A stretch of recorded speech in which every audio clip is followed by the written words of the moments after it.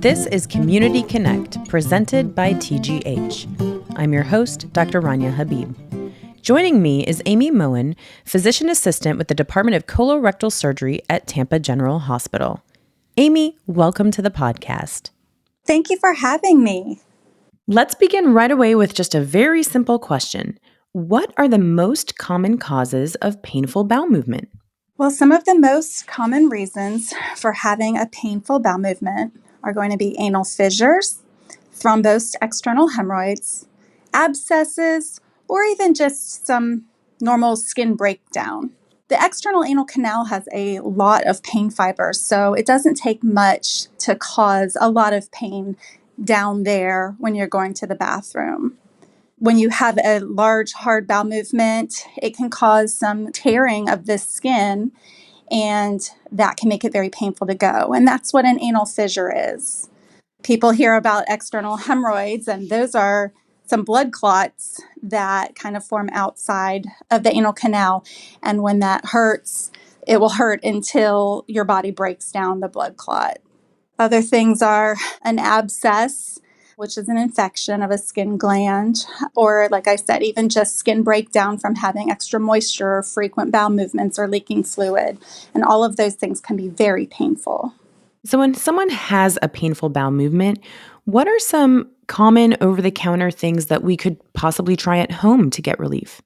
Well, people always think I'm holding out on them when I say sitz baths. So with all of modern medicine, I'm telling you, soaking your bottom in warm water is very cleansing and soothing. It can help with a fissure by getting the sphincter to relax. It can help to kind of break down that clot from a hemorrhoid faster. It's just good in helping to clean the area in general. And that just means soaking in warm water for 10 minutes a day. Otherwise, you can also try a topical over-the-counter steroid cream that may help to shrink a hemorrhoid, but it won't help for the other conditions. And we don't want you using those creams for more than a week because then they can actually cause more problems. And things like just a simple diaper rash cream or petroleum jelly really will help protect the skin. But let's not forget, the main thing you need to do is keep your stool soft. So we don't want it too hard. We don't want it too loose.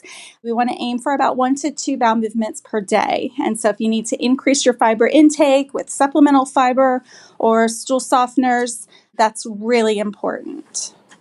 Now, for the patients that do have hemorrhoids, what do you think about hemorrhoid cream? Is that a good thing to use? Is it not? So any of the over-the-counter, like witch hazel pads and things like that, if it helps and if it makes it feel better, try it. But the steroid cream in particular can help. But like I said, after about 7 days, it can actually cause some skin breakdown and it can actually make things worse. So you can use it for 5 to 7 days and then take a week off. And again, if it's not helping, then you need to get checked out to make sure that that's really what the problem is. Perfect. Thank you for sharing that information. Now, I know you mentioned just the simple sitz bath, and I bet a lot of people were surprised, like, wow, just sitting in warm water for 10 minutes can, create this wonderful environment. What about adding bath salts or any essential oils? Because I know that's really on the craze right now. Do any of those help? It's extremely popular. Everybody wants to put stuff in the sitz bath. And we say that's fine. The problem with using Epsom salt is that if you do it every day, it can cause the skin to dry out. So I would say do it every other day. Okay, that is perfect advice. Now, if a patient continues to have painful bowel movements, when should we go to the doctor? In general, I would say if you aren't improving after about 2 weeks, or if you start having some significant bleeding or even worsening pain, that's when I would go see the doctor because there are prescription medications they can try for an anal fissure. If it's an abscess, it might need to be drained or they might need antibiotics. It's always a good idea to get an exam.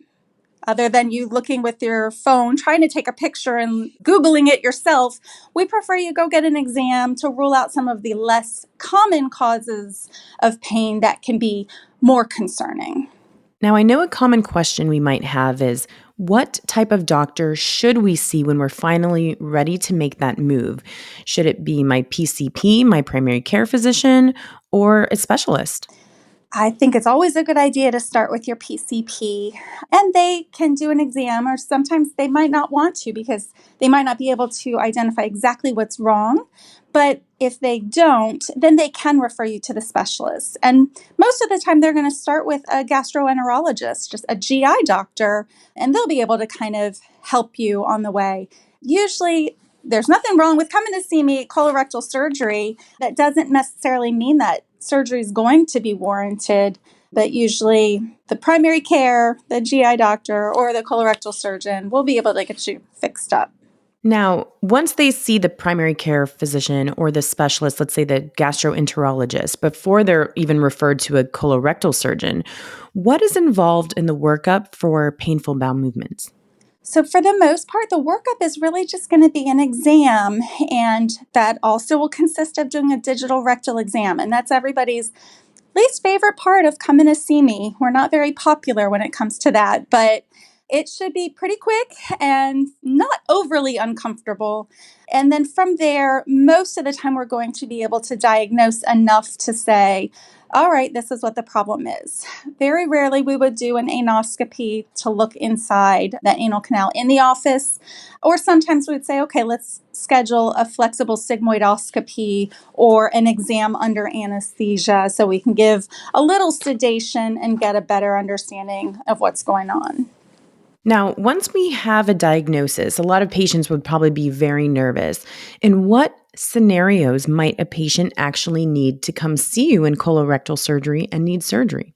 Well, sometimes surgery is needed, and the goal is to definitively treat the pain. So, we are all about trying conservative measures and trying to let things heal on their own, but sometimes that's not going to happen. So, with something like an anal fissure, if the medications fail, then the next step is just a Botox injection. And again, we do this under anesthesia because most people wouldn't tolerate that in the office.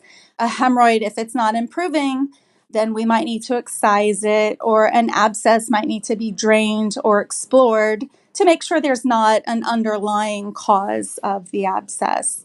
And we can also perform a biopsy if it does appear that there's maybe one of those rare conditions causing the pain. We can do a biopsy, we can rule out cancer, we can give the patient some peace of mind. And most of these are outpatient procedures, and you go home the same day. Amy, how often in your line of work do you see the benign side of these conditions, just like you mentioned, an anal fissure, an abscess, or a hemorrhoid versus something more serious? Well, that's the big question, and that's why people are afraid to come to the doctor. But I would say probably 95% of the time, it's going to be a benign condition and not cancer. But it's best to let the specialist do the exam so we can rule it out or catch it early.